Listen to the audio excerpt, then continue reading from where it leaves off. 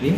El Evangelio según San Juan, en el capítulo número 11, los versos que van del 45 al 53. Evangelio según San Juan, capítulo 11, los versos que van del 45 al 53.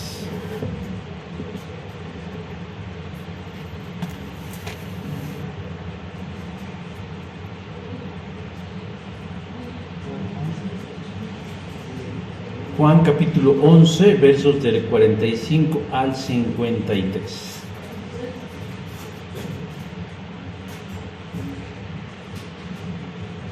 ¿Ya lo tenemos?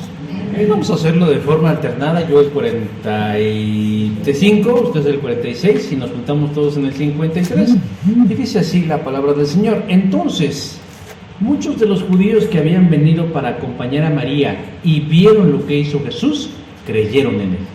Pero algunos de ellos fueron a los fariseos y les dijeron lo que Jesús había hecho. Entonces los principales sacerdotes y los fariseos reunieron el concilio y dijeron: ¿qué haremos? Porque este hombre hace muchas señales. Todos creerán en él y vendrán los romanos y destruirán nuestro lugar santo y nuestra nación. Entonces Caifás, uno de ellos, sumo sacerdote aquel año, les dijo: vosotros no sabéis nada. Pensáis que nos conviene que un hombre muera por el pueblo y no que toda la nación perezca. Esto no lo dijo por sí mismo, sino que como era el sumo sacerdote aquel año, profetizó que Jesús había de morir por la nación. Y no solamente por la nación, sino también para propagar algunos de los seguidores que estaban dispersos. Todos, así que desde aquel día acordaron matarle. Amén. Tomen sus lugares, mis hermanos. Fíjense que existe un programa, o existía un programa, creo que todavía lo pasan, en Estados Unidos llamado American Got Talent, o en América hay talento, ¿no? Y es donde personas con algún talento, ya sea el canto, el baile, la comedia, la magia, la imitación o cualquier otro talento, buscan una oportunidad. Compiten por ganar un gran premio que puede cambiarles la vida, porque un dinerito extra pues a nadie nos cae mal. Pero además van con la intención de ganarse el corazón de los televidentes. Todos y cada uno de los participantes que van con una gran expectativa. Que su número, que su presentación, que su performance salga bien y ganen. Son evaluados por el aplauso del público. Pero lo que más cuenta es el análisis de un jurado calificado. Sin embargo, las cosas no siempre salen como cada competidor lo espera. Porque obviamente ellos van con la intención firme de que todo salga bien, de que sean calificados favorablemente y de que sean candidatos altamente probables de ganarse el premio. Pero, como decía, no siempre todo sale bien. Porque cuando la respuesta de los jueces es desfavorable, es decir, no les gusta y son sinceros, eso lleva al participante a sentir una gran decepción. No consiguió el objetivo por el cual había ido. La historia de hoy nos muestra algo parecido. Jesús viene a Betania porque le avisan que su entrañable amigo Lázaro está enfermo. Capítulo 11, versículo 3 del Evangelio según San Juan. Sin embargo, cuando Jesús llega a Betania, Lázaro ya había muerto y llevaba 4 días de fallecido. Versículo 17 del mismo capítulo 11. Y entonces Jesús aprovecha el momento y la oportunidad para obrar un milagro, cumpliendo con las 3 premisas que debe tener un milagro digno: darle gloria a Dios, respaldarse por el milagro y hacerle el bien a alguien que lo necesita. Lázaro es levantado portentosamente de entre los muertos, versículo 44 del capítulo 11, siendo este probablemente uno de los milagros más grandes que Jesucristo haya hecho durante su ministerio. Desde luego que la reacción de los presentes no se hizo esperar, pero hubieron dos reacciones como la respuesta de los jueces ante los participantes del programa de concursos. Hubo una reacción favorable y una reacción no tanto o desfavorable. Los que tuvieron una reacción favorable, esos presentes que dice ahí que habían ido a acompañar a María, vieron con agrado lo realizado por Jesús, a tal punto que nos dice el verso 45 que creyeron en Él, los convenció. La actuación, por llamarlo de alguna manera, de Jesucristo, los convenció al punto que su corazón cambió y creyeron en Cristo. Esto es lo esperado. Esto es una respuesta favorable. Para eso vino Jesús. Pero el otro lado de la moneda nos dice que no todos reaccionaron de esta misma manera, sino que otros, es decir, otros que también estaban ahí, que también fueron testigos de primera línea del milagro de Jesús, respondieron desfavorablemente. Porque en lugar de maravillarse con el milagro y ser movidos a la fe salvadora, dice el verso 46, fueron a los fariseos y les dijeron lo que Jesús les había hecho. Esta comunicación de ellos, esta actitud chismosa, porque no se le puede llamar de otra manera, no llevaba la intención de compartir, proclamar, difundir, hacer partícipes a los demás de las grandes y maravillosas obras del Señor Jesús, sino que dolosamente sabían que la mala actitud que tenían los religiosos de Jerusalén hacia Cristo y buscan perjudicarlo. Uno no siempre obtiene lo que quiere. Y así como una persona que va a un programa de talentos buscando el triunfo, asimismo a veces Jesús, que quería alcanzar el corazón de todas las personas, no siempre lo logró. No siempre pudo llegar a la médula de la fe de esas personas para que encontraran la salvación y la vida eterna. Pero el hecho no quedó ahí, no simplemente quedó en que se enteraron que Jesús había resucitado a alguien de los muertos, sino que tuvo fuertes repercusiones, porque a raíz del milagro de la resurrección de Lázaro, esto detonó que sus adversarios decidieran tomar acciones definitivas hacia Cristo. Ya han transcurrido 3 años y medio de su ministerio, y se ha convertido para los líderes de Israel en una piedra en el zapato, en un dolor de cabeza persistente, pero no habían hecho nada, o no habían hecho mucho más que cuestionarlo, descalificarlo, retarlo, desafiarlo, pero realmente no habían hecho nada porque tenían miedo a la reacción de las personas.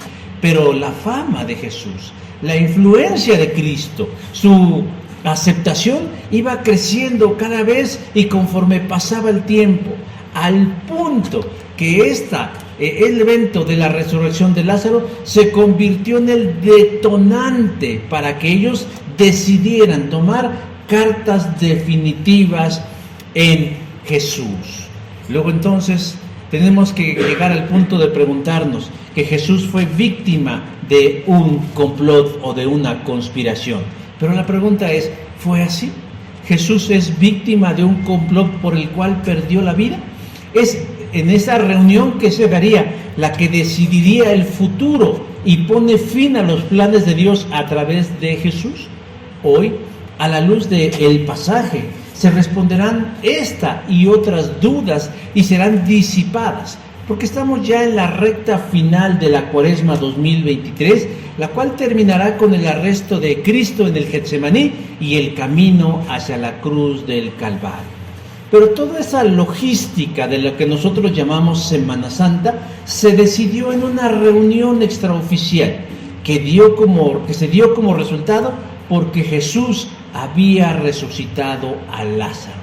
El milagro de la vida fue utilizado como la puntilla que desencadenó que la maldad de aquellos hombres se desatara con gran furia hacia Jesús. Pero vamos al pasaje. y vamos a descubrir 3 elementos que responderán a nuestra pregunta fundamental del día. ¿Fue Jesús víctima de una conspiración? La primera respuesta la encontramos en el verso 48 cuando nos habla del motivo de la conspiración. Verso 48 dice: si le dejamos así, todos creerán en él. Una vez que los principales sacerdotes y los fariseos se enteraron de la más reciente obra milagrosa de Jesús, decidieron convocar a un concilio de ellos, conocido como el Sanedrín. ¿Qué es el Sanedrín? El Sanedrín es una organización compuesta principalmente por el sumo sacerdote, por personajes importantes de las familias sacerdotales, ancianos y maestros de la ley, hasta cumplir 71 integrantes.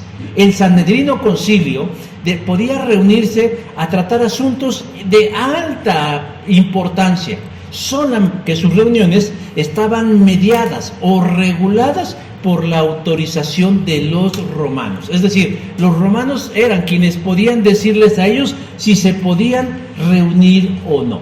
Y partiendo de aquí, este Sanedrín, con el sumo sacerdote a la cabeza, empezaron violando las reglas romanas, porque se reunieron sin pedir la autorización de ellos al analizar la creciente popularidad de Jesús.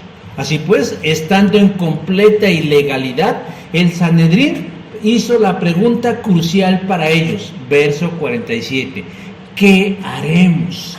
¿Qué vamos a hacer? Ese Jesús que comenzó por ahí con algunas palabritas, con algunos hechos, con algunas actitudes que a ellos les molestaron, hoy se ha convertido en una piedra en su zapato. ¿Qué es lo que van a hacer? Ellos pensaron que el tiempo les iría dando la razón y que iría colocando a cada uno en su lugar. Pero lo cierto es que la influencia de Cristo pasó de ser casi inadvertida a convertirse en alguien, en un referente de fe y de esperanza para muchos judíos. ¿Y qué significaba para ellos eso? Significaba que los fundamentos de su creencia, de la creencia de los judíos, estuviera siendo amenazada. Porque las acciones de Jesús iban más allá de poderosos discursos que los cuestionaban. Eran avalados por señales milagrosas. Por eso, ellos de pronto se quedaron preguntando, ¿qué haremos con este hombre? Ellos veían las señales milagrosas, siendo la más reciente la resucitación de Lázaro. Pero una vez que estuvieron ahí reunidos y se plantearon la pregunta, ¿qué haremos? Inmediatamente ellos tuvieron que llegar a una conclusión que no querían. Dice, porque este hombre hace muchas señales, verso 47. Eso, a los ojos de ellos, muy a su pesar, convierte a ese agitador llamado Jesús en algo distinto a otros pseudomesías con los que ya habían lidiado en el pasado. Si ustedes recuerdan un poquito, hace 2 semanas, cuando hablábamos del Mesías de Dios, yo les comentaba que Jesús no era el primero que se autonombraba Mesías o que andaba por Jerusalén diciendo que era el Mesías, sino que había habido muchos otros, pero que el tiempo y las circunstancias los fueron acabando y poniendo en un lugar, en el lugar del olvido. Pero en este caso Jesús es diferente porque ha pasado no solo el tamiz del tiempo, sino que además tiene el respaldo de señales milagrosas. Es decir, puede multiplicar los panes, puede multiplicar los peces, puede sanar a los enfermos, puede hacer que una tormenta se detenga, pero esta vez se voló la barda. Hizo que alguien que estaba muerto con 4 días en el sepulcro se levantara y volviera a la vida. ¿Qué significan estas cosas? Algo que ellos no querían ver porque eran ciegos, pero además eran necios. ¿Qué significa? Pues que si este hombre contaba con el respaldo de un poder superior para obrar semejantes obras, significaba que en verdad él era el Mesías prometido de Dios. Y eso debió ser, mis hermanos y hermanas, un duro golpe a su ego, a sus creencias, a sus convicciones, a sus prejuicios. Porque también hace 2 semanas yo decía que el pueblo de Israel se había formado una idea distorsionada acerca del Mesías. Ellos querían un Mesías con características más bien beligerantes, militares, alguien así como más aguerrido, más guerrero, algo así como un David del siglo I, en donde ellos pudieran depositar sus expectativas, que iba a organizar las fuerzas de Israel para luchar en contra de los romanos que los tenían oprimidos. Pero no, ellos no veían eso en Jesús. Ellos veían a alguien distinto, no veían a un guerrero, a un militar, a un soldado. Él veía más bien a un hombre pacífico, sí, un hombre con mucho carácter, porque Jesús no era un blandengue, Jesús no era un débil, Jesús no era un timorato, pero desde luego tampoco era lo que ellos esperaban. Para ellos, Él no era un guerrero, Él era todo lo contrario. Pero digo, a final de cuentas, muy a su pesar, les dolió en el alma tener que admitir que con quien estaban luchando, contra quien estaban yendo en contra, no era un cualquiera, sino era la misma respuesta de Dios. No obstante, aquí es donde empezamos a mirar la dureza del corazón y de la mente de algunos. Porque aún sabiendo que Jesús es la voluntad de Dios hecha carne, no están dispuestos a aceptarla, no están dispuestos a abrazarla, no están dispuestos a hacerla suya, sino que paradójicamente ellos, quienes se supone son la representación de Dios en la tierra, porque en otrora tiempo así se les había designado a los saduceos, a los fariseos, a los levitas y a los sacerdotes, según el libro de los Números, capítulo 18, versículos de 2 al 7, ahora se sienten amenazados. Se sienten amenazados en sus intereses. ¿Por quién? No por un ejército enemigo, no por una secta herética, no por una nación extranjera, sino por Dios mismo. No están dispuestos a ceder un ápice de sus privilegios y de sus prerrogativas ante Dios, y así lo expresan. Si le dejamos así, todos creerán en Él. O sea, vean ustedes nada más el nivel de arrogancia de estas personas, de estos hombres de los cuales se esperaría una actitud de piedad y espiritualidad, diciéndose y arrobándose un derecho que no les corresponde, diciendo, si le dejamos así, como si dependiera de ellos el ministerio del Mesías, como si ellos fueran quienes deciden si el Mesías de Dios cumple o no la voluntad del Padre. Pero así de arrogante a veces es el corazón del hombre, que aún sabiendo o intuyendo, en el mejor de los casos, la voluntad de Dios, a veces adoptamos una actitud de si se lo permitimos, si lo dejamos. Pero aquí no solamente podemos hablar de una actitud dolosa, sino de una actitud torpe, absurda, y perdonen la palabra, inclusive estúpida de parte de ellos. Porque ¿quiénes se creen ellos para permitirle o no al Mesías cumplir con la voluntad de su Padre? Pero lo peor no es que esto haya sido un lapsus o de uno solo, sino que casi de todo el quórum del Sanedrín estaba convencido de esto. Pero ellos no están actuando de una manera a la que Dios no le extraña. Al contrario, Dios esperaba esa reacción, la manera en cómo ellos están respondiendo. Ellos no lo saben, pero detrás de todo ellos están dando pie a que se cumpla el plan de Dios, pero ellos están actuando creyendo que lo hacen bajo su propia conciencia. El Sanedrín está analizando a Jesús y su ministerio, y dolorosamente para ellos están llegando a la conclusión de que Jesús parece ser el Mesías, pero no están dispuestos a dejarlo hacer el plan del Padre, sino que están dispuestos a detenerlo para que no atente en contra de sus derechos y de sus privilegios.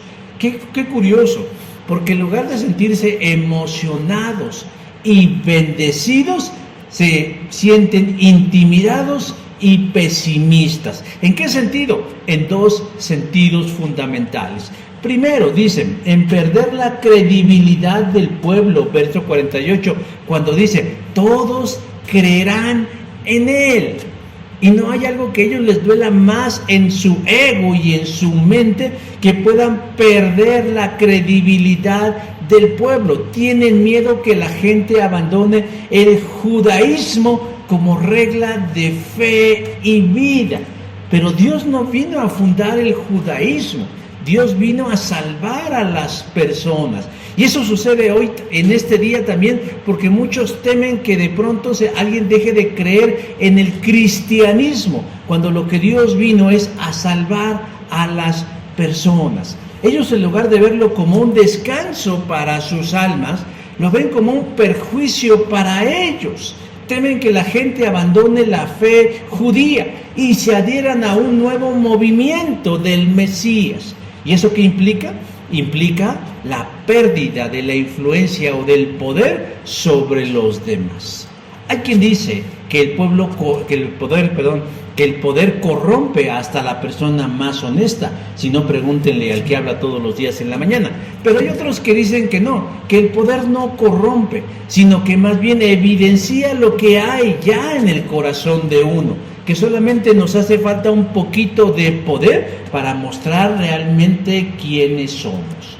Pero lo segundo que a ellos les asusta de la llegada del Mesías, no solamente que les quite la credibilidad que tienen, sino que además ven amenazada a su nación. Verso 48 dice, y vendrán los romanos, y destruirán nuestro lugar santo y nuestra nación. Ellos ven con temor cómo la influencia de Jesús crece día con día, y lo traducen como un problema, no solo para ellos en el ámbito de su creencia, sino también en el ámbito de la vida social. Sus conquistadores, los romanos, que ellos son una colonia romana, al fin y al cabo cumplirán sus más grandes temores. Vendrán sobre ellos y los castigarán. ¿Y cómo los castigarán? Destruyendo lo que para ellos es más sagrado y más santo que cualquier otra cosa. Dice, nuestro lugar santo. Algunos han sugerido con mucha certeza que se refieren al templo de Dios. Los judíos ya habían experimentado la destrucción del templo con la invasión de los babilonios. Ellos ya habían vivido ese momento y de alguna manera guardaban en la memoria colectiva el horror que eso significó y el terrible trabajo que implicó el volver a levantar el lugar más sagrado para ellos. Pero recordemos, mis hermanos, que ya en ese templo ya no estaba la presencia de Dios, pero ellos, en su ignorancia y en su insensibilidad espiritual, ni siquiera se habían dado cuenta. Pero ellos pensaban que si los romanos, en una actitud de enojo por el levantamiento del Mesías, se iban contra ellos, destruirían el templo, lo que significaba también su destrucción como nación. ¿Por qué? Porque el corazón de Judea era el templo. Y si cae el templo, todo lo demás pierde sentido y razón de ser. Entonces, mis hermanos, el resultado de este análisis hechos por los miembros de este concilio es que Jesús es un problema, y a ese problema hay que encontrarle una solución. La segunda cosa que nos dice el texto en relación a si esto es una conspiración, es que parece que sí hubo una conspiración. Verso 50 dice, nos conviene que un hombre muera. El Sanedrín estaba en eso, en su análisis, ¿no? Que si era, que si no era, que qué hay que hacer, que qué va a pasar, qué va a suceder. Estaba en sus propias elucubraciones, cuando de pronto, de manera autoritaria, se escuchó la voz de Caifás, verso 49. ¿Y quién es Caifás? Es el sumo sacerdote. Por cierto que el texto dice que era en ese año, pero no es que el sumo sacerdote se cambiara cada año. De hecho, Caifás duró 11 años seguido en el cargo de sumo sacerdote, los mismos años que duró Poncio Pilato como procurador de Jerusalén. Pero bueno, dice que Caifás interrumpió la conversación de manera abrupta y hasta grosera, diciéndole: ustedes no saben nada. O sea, hizo que guardaran silencio. Él era la voz cantante diciendo: aquí de lo que se trata es de hallar una solución y no de estar en análisis que no nos conducen a ningún punto. Ya hemos hablado de este problema. Bueno, pues ahora vamos a solucionarlo. Vamos a aterrizarlo en algo práctico y tangible, conveniente para nosotros. Si el problema es Jesús, pues hay que eliminar el problema. Por lo tanto, hay que eliminar a Jesús. Hasta ese momento, yo creo que nadie se había atrevido a darle voz a sus pensamientos homicidas. Si alguien les estorbaba en sus planes, lo que continuaba era acabar con aquello que guardaba, que detenía sus planes. Una vez escuché un refrán que decía más o menos así: a problemas embarazosos, soluciones anticonceptivas. Desde la óptica de Caifás y del Sanedrín, lo que están buscando, así, a boca de jarros, es lo que Caifás acaba de decir: nos conviene. Noten, nos conviene. No dice si es bueno, dice: nos conviene que un hombre muera por el pueblo y no que toda la nación perezca. Esto que Caifás acaba de decir, en el ámbito de la ética y el conocimiento del hombre, se le conoce como el principio del mal menor, en donde se justifica la elección de causar un mal pequeño para evitar un mal mayor. Resulta interesante que el más piadoso de los hombres ahí presentes, el sumo sacerdote, esté pensando y esté proponiendo algo que en lugar de ser bueno, más bien sea conveniente. Es decir, él no se está dejando guiar por una ética cristiana o una ética venida de Dios, sino por una ética de los hombres, el mal menor. La semana anterior yo mencioné que una de las cosas que lastima el corazón de Jesús es que el que a los suyos vino y los suyos no le recibieron. Juan 1:11. Pero yo creo que una de las cosas que también le dolió a Jesús era ver que quienes se supone eran guardas de su legado fueran quienes actuaran de esa manera, de una manera muy pragmática para conducirse en la vida. Pero ¿qué es el pragmatismo? ¿O por qué digo que de una manera tan pragmática? El pragmatismo no es otra cosa más que actuar conforme a lo que más nos conviene en ese momento, independientemente de si es bueno o de si es malo. Y para eso creo que casi todos sabemos de qué hablamos. Si de pronto nosotros miramos a un camión que trae televisiones o refrigeradores y se vuelca en una carretera, no actuamos conforme a lo que está bien o a lo que está mal, sino la gente actúa que es lo más conveniente. Me hace falta un refrigerador, ¿verdad? Mira, este no está tan abollado, pues mejor me lo llevo a mi casa. Eso es pragmatismo. Estamos robando, justificando bajo la falsa idea de que, bueno, es una oportunidad y hay que aprovecharla. Eso es pragmatismo. Y es lo que está haciendo en ese momento Caifás. No está viendo, ¿será bueno o será malo matar? ¿Qué es lo peor que una persona le puede hacer a otro ser humano? ¿Robarle sus bienes? ¿Robarle la esposa? ¿Secuestrarle a los hijos? ¿O quitarle la vida? Obviamente que todos lo sabemos. Por eso, aquí haciendo un paréntesis, la figura del feminicidio es una figura que no debiera existir, porque es una falacia y es una entelequia. Porque cuando el código, las leyes nos dicen que lo peor que tú le puedes hacer a una persona, sea un hombre o mujer, es matarlo, eso es lo máximo. Si tú dices que además por ser mujer es feminicidio, estás poniendo por encima del asesinato a las mujeres. Y eso está mal, es incorrecto. Pero eso solamente es un paréntesis cultural. Aquí a lo que yo voy es, ¿qué es lo peor que le podemos hacer a otra persona? Quitarle la vida.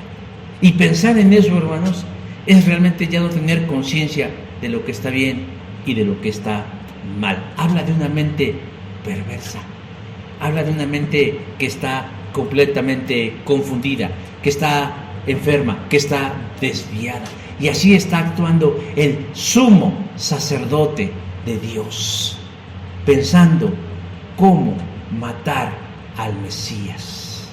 Cuando se está alejado de Dios, el argumento del mal menor puede parecer lo más coherente y lo más sólido que hay, pero para el momento que se está viviendo. Pero resulta contradictorio a la naturaleza espiritual de quien dice tener una vida agradable delante de Dios. Sin tapujos, Caifás propone, para resolver el problema, pues hay que hallar una solución. ¿Y cuál es la solución? Pues si el problema es Jesús y la vida de Jesús, y si Jesús vive, la nación muere. Pero si Jesús muere, la nación sobrevive. Eso es lo que está planteando Caifás. Si Jesús sigue vivo, la nación muere. Si Jesús muere, la nación sobrevive, y eso es lo más conveniente. Y ante semejante silogismo, Caifás decide aplicar la máxima del mal menor, pues que la muerte de Jesús sea una justificación para la supervivencia de todo un país. Queremos que un país viva, queremos que nuestra nación siga adelante, pero nos puede costar la muerte de uno, pues adelante, hagámoslo. Oiga, y así es como piensan muchos. Así es como piensan muchos cuando están encumbrados en el poder. Oiga, nada más maten a algunos cuantos y lo que se trata es de salvar a muchos. Pero no debemos pensar que esa es la mejor manera.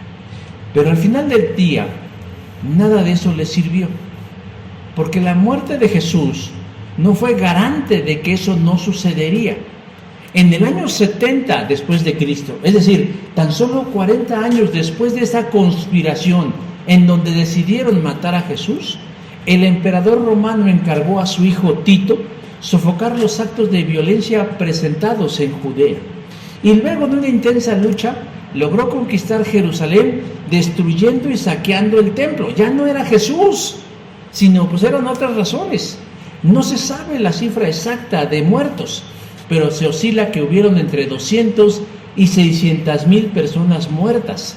Incluso hay algunos que llegan a contabilizar hasta 1,000,000 de muertos. O sea, lo que ellos tanto temían y que ellos creían que Jesús lo causaría, sucedería 40 años después de esa reunión, llegando a que la ciudad de Jerusalén quedara destruida.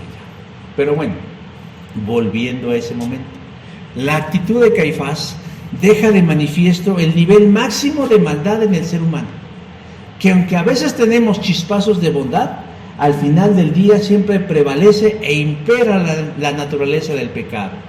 Pero no veamos esto como que a Dios se le fue de las manos, porque hay que hacer una distinción muy clara y muy precisa.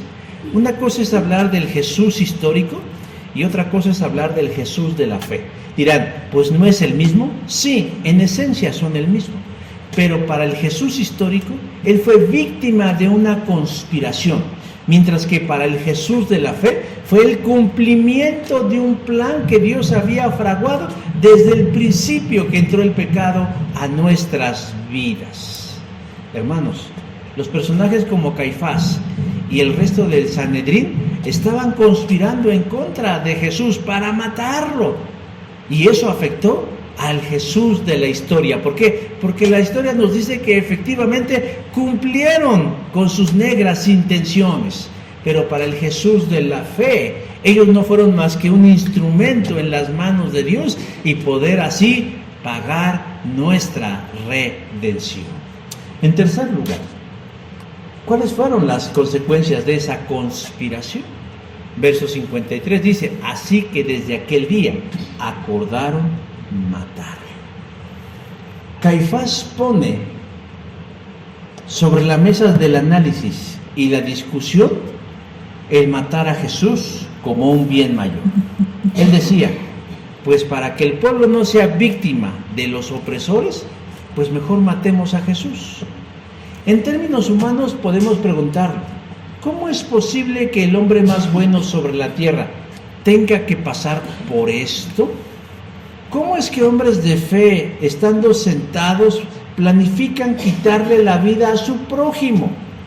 ¿Qué? ¿El mandamiento no matarás ya no estaba vigente? Y nuevamente reitero para que quede más claro. Una cosa es hablar bajo la óptica del Jesús histórico y otra cosa es hablar bajo la óptica del Jesús de la fe. ¿Son el mismo personaje? Sí, pero visto desde ópticas diferentes. Cuando nosotros vemos bajo la óptica del Jesús histórico, tenemos que llegar a la conclusión de que efectivamente Jesús es víctima de una injusticia. Y Jesús pierde y sus enemigos ganan. Y no tenemos más que decir, qué mal está el mundo.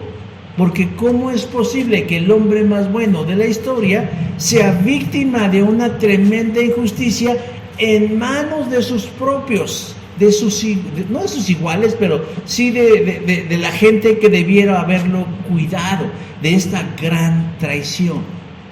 No obstante, no tenemos que perder de vista al Jesús de la fe, porque Dios nos desafía a mirar con los ojos de la fe y ver que esa injusticia en términos humanos no nos debe hacer creer que todo estaba perdido. Así lo vieron inclusive sus discípulos, por eso fueron y se escondieron. Así lo vieron sus seguidores, por eso cuando lo ven muerto en la cruz, se regresaron a sus casas compungidos y deprimidos. Pero Dios quiere que nosotros veamos, previendo el futuro con los ojos de la fe. Y saben, ahí sucedió un hecho interesantísimo que pues parece que Caifás no se dio cuenta, porque Caifás profetizó la voluntad de Dios de manera involuntaria. Verso 51, cuando dice, esto no lo dijo por sí mismo, sino como era sumo sacerdote aquel año, profetizó. ¿Qué profetizó? ¿Qué profetizó el sumo sacerdote? Ahora, Juan, el evangelista, es muy cuidadoso de no utilizar el nombre de Caifás, sino de referirse al personaje como el sumo sacerdote, diciendo, lo que importa no era el mensajero, lo que importa era el mensaje, porque recordemos que Dios puede utilizar a cualquiera, incluso a un asna, para transmitir su voluntad. Libro de los Números, capítulo 22, versos del 21 al 33. Porque lo que importa es el mensaje, no el mensajero. Aquí no nos importa quién lo dijo, lo que nos importa es que Caifás profetizó lo que ocurriría con Jesús en ese mismo año. Porque a Dios nada se le sale de las manos. Dios tiene todo cuantificado, planificado y nada sucede por casualidad. Es más, yo me atrevo a decir que este término inventado entre los cristianos evangélicos llamado diosidencia, porque ya ven que unos dicen, es que fue una diosidencia. No, hermanos, no inventen palabras, se llama providencia divina. Es una palabra más adecuada. Dios siempre en su providencia, es decir, Él prevé el futuro y lo mira como si ya ocurriera. Dios toma las previsiones necesarias y todo encaja perfectamente en un plan que Él ya había diseñado.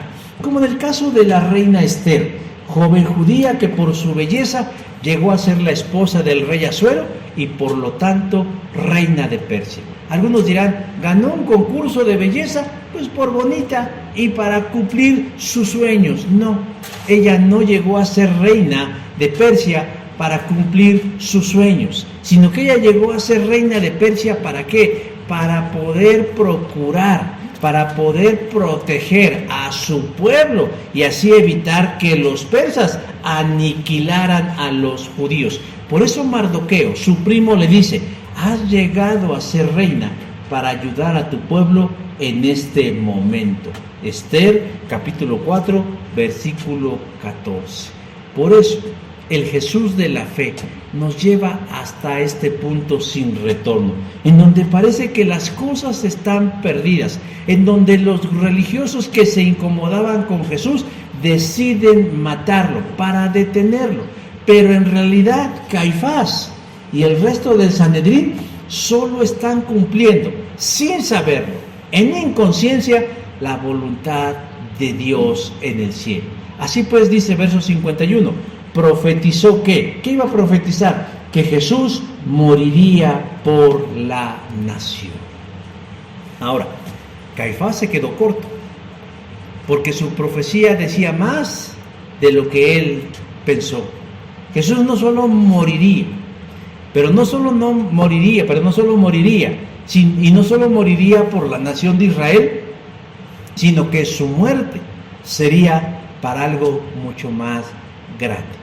Reunir en uno solo al pueblo judío y a las otras ovejas que Jesús había mencionado tenía en otro lugar. Dice, tengo otras ovejas que no son de este redil, aquellas debo traer también, y oirán mi voz, y habrá un rebaño y un pastor.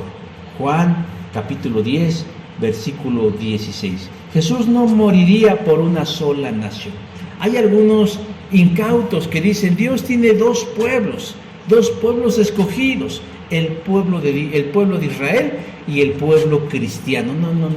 Dios tiene un solo pueblo, porque Jesús dijo que iba a ser un solo rebaño y un solo pastor. ¿Quiénes son esa nación de la que habla Jesús? Todos aquellos que vengan a Él arrepentidos de todas las naciones, conformando un solo rebaño y Él como un único pastor. Entonces, hermanos, llegamos al punto culminante de la respuesta de la pregunta: ¿es Jesús víctima de una conspiración? En cierto sentido, sí, si hablamos del Jesús histórico. Pero si hablamos del Jesús de la fe, en realidad todo estaba bajo su dominio y el control del Padre. Y Él había determinado que así fuera, para que se cumpliera toda su justicia. Hermanos y hermanas, contrario a la lógica de un concurso de talentos, Jesús no vino por una pila de aplausos, ni para que ciertas personas lo validaran. Sus obras milagrosas, amén de que servían para respaldar su ministerio y hacerle el bien a las personas, cumplían un propósito bien definido: preparar las cosas al punto de que algunos sirvieran como instrumento para planificar su muerte en la cruz.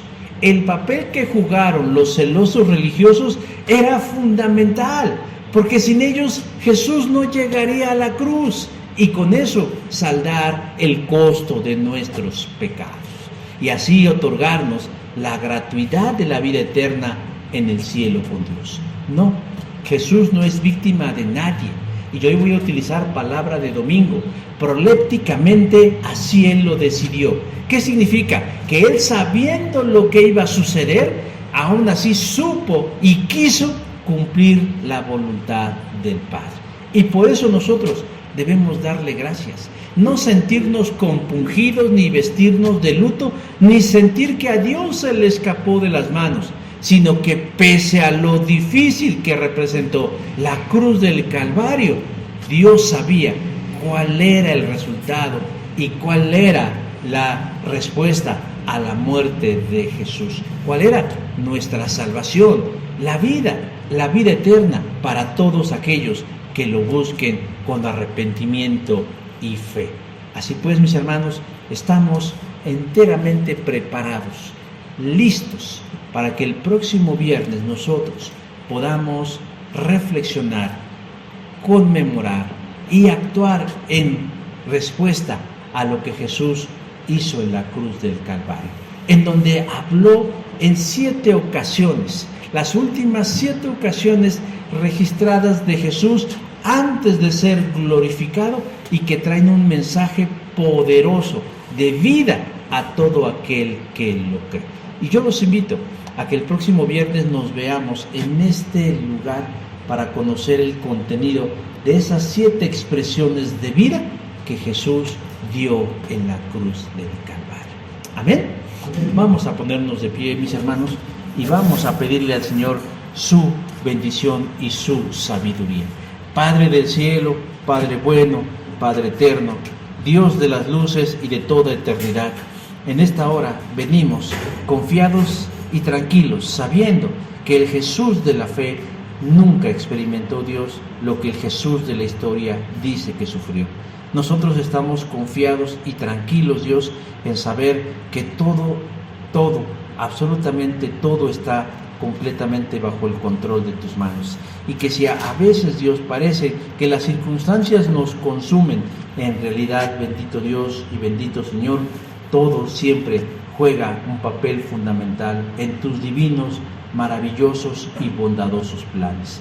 Gracias, Señor, por la vida de Jesús, que pese a que sabía lo difícil que sería su tránsito, Señor, de esta vida a la otra a través de la cruz, aún así Él valientemente, decididamente, amorosamente se tomó, Señor, en serio el rol de nuestra salvación. Gracias, Padre, por tu palabra expuesta en esta hora para que anide en la mente y en los corazones de mis hermanos y de mis hermanos en esta iglesia. Por el nombre de Jesús. Amén y amén. Dios les bendice, mis hermanos.